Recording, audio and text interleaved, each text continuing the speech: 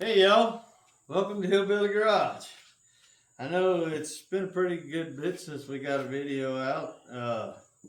Been trying to hit at this motor lick as often as I can, but just doing stuff that, you know, y'all have seen me and many others do time and time again, take it apart.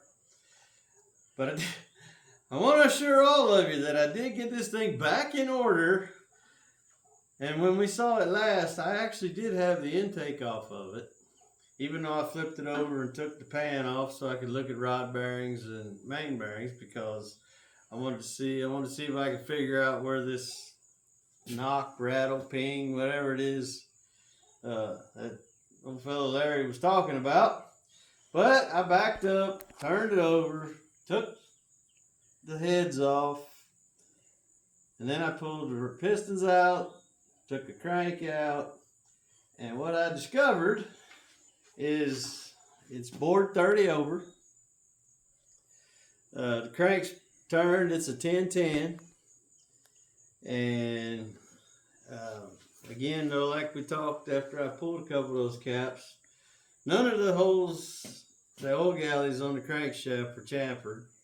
So I worked on putting a little bit of chamfer in those. I haven't polished it yet, but I will.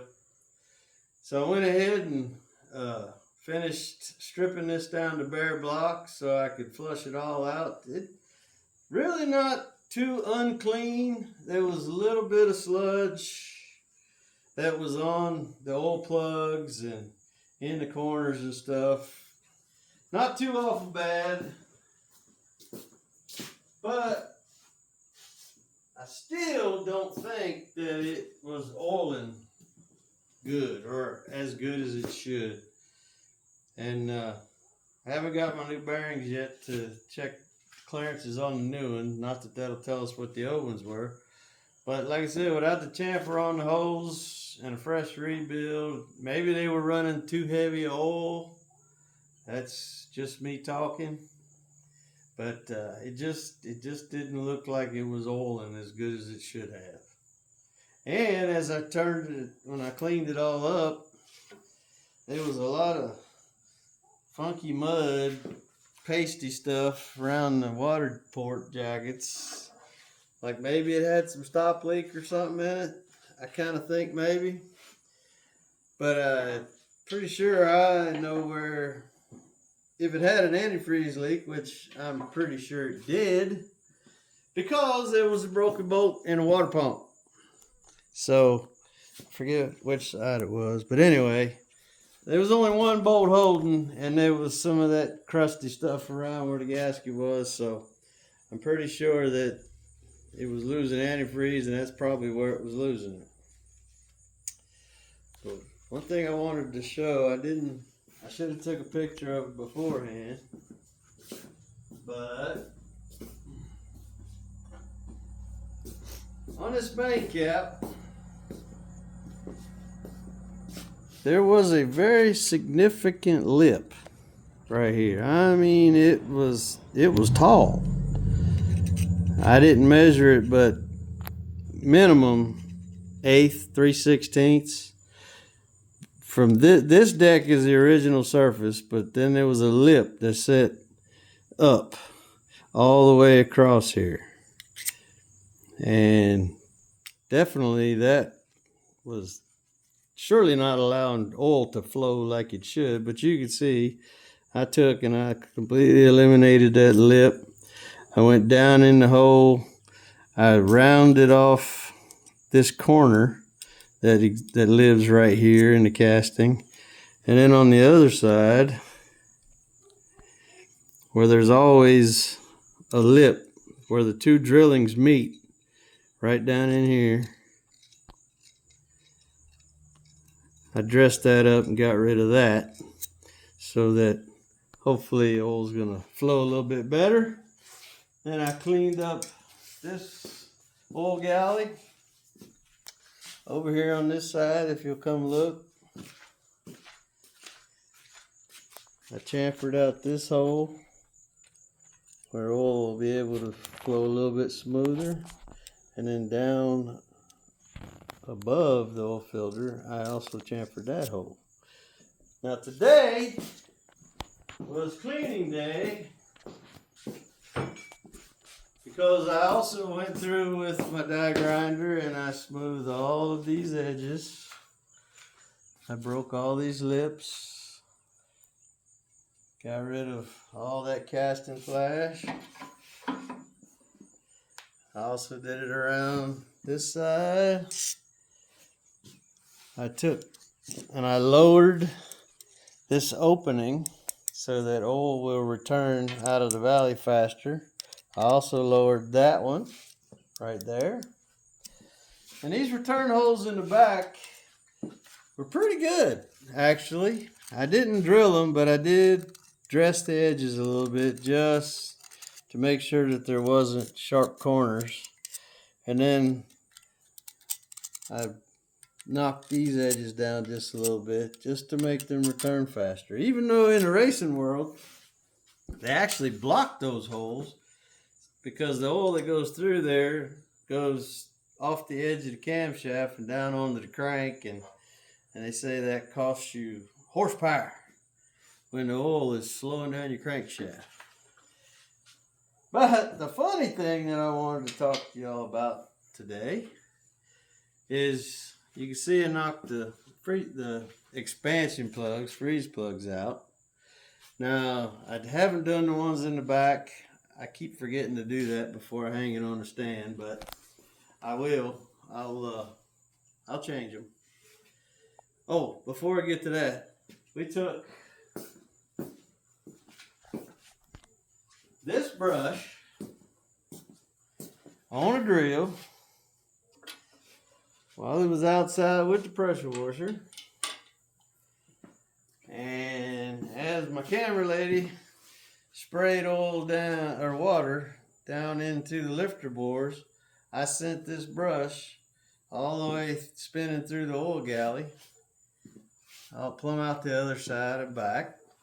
Did it 3 or 4 different strokes on both sides of the lifter oil galleys, and then also on the main oil galley.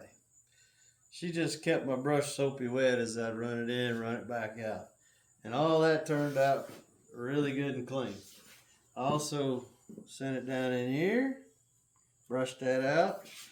I sent it down in here, brushed that out.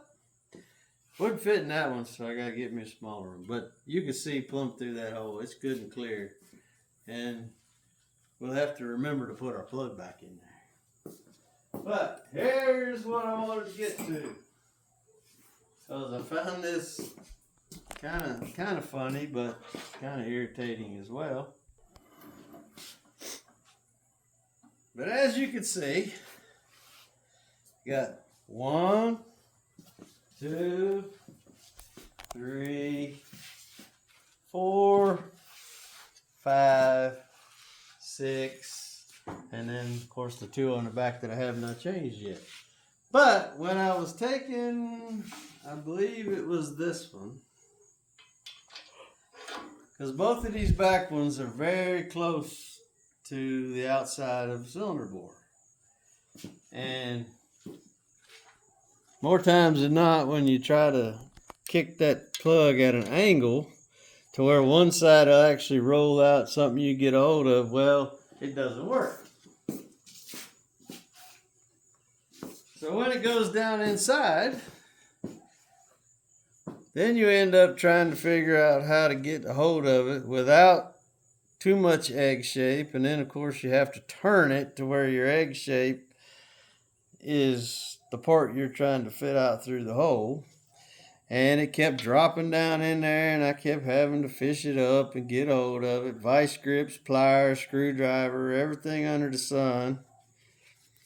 Till finally, with vice grips and a hammer, I was able to, and I didn't use the hammer on the motor, I used it on my vice grips. I was able to get that to come up through there. But while I was taking those plugs out, especially fighting with that one, you can see that one gave me, that's the other side on the shallow. Those came out relatively easy. So we got 1, 2, 3, 4, 5, 6. And I was asking myself, I wonder how many of these small block Chevys are running around with an extra expansion plug floating around in a water jacket. Well, today while I was cleaning, I was turning it over to dump the water out, and I hear clink, clink, clink, clink, clink, clink. And sure enough, this particular one is one of them that's running around with an extra expansion plug in it. So it wasn't supposed to be in there? No. Evidently, they knocked it in, couldn't get a hold of it or whatever to get it out. It was bent up a little bit, so they did try. But they just gave up and left it there. So, And you found it on which one? And let's see. That wasn't supposed I to be believe there? it was inside of this one. But luckily, as I was rolling it around, like I said, I heard it clank, clank, clank, and So was it actually like down in there? it was one way or another. Probably over here, I would guess, because that's where the most room is.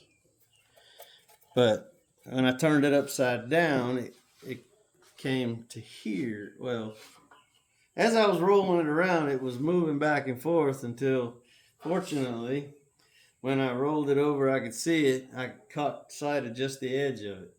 So I was able to take a screwdriver, fish it on over, get a hold of it. I had to put a couple more bends in it, and finally got enough bite on it with the pliers that I was able to wedge it. But so that's our update. Yeah, don't know if that thing would peck and ting inside the motor or not. Probably not. Because what I believe is going on with this motor, let me find it. There's one of them. It's got some pretty good skirt wear there that you can feel some with your finger. Now, honestly, I'm not real sure how excessive it is. But that one's even worse.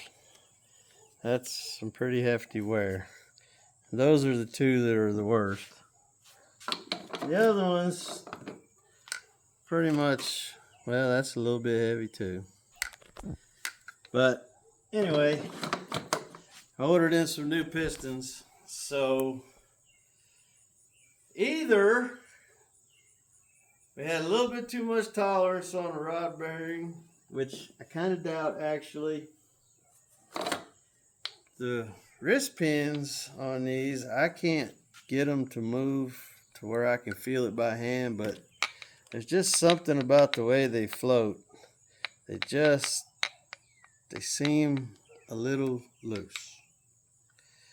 And that can cause skirt wear if your wrist pin has got too much slack in it.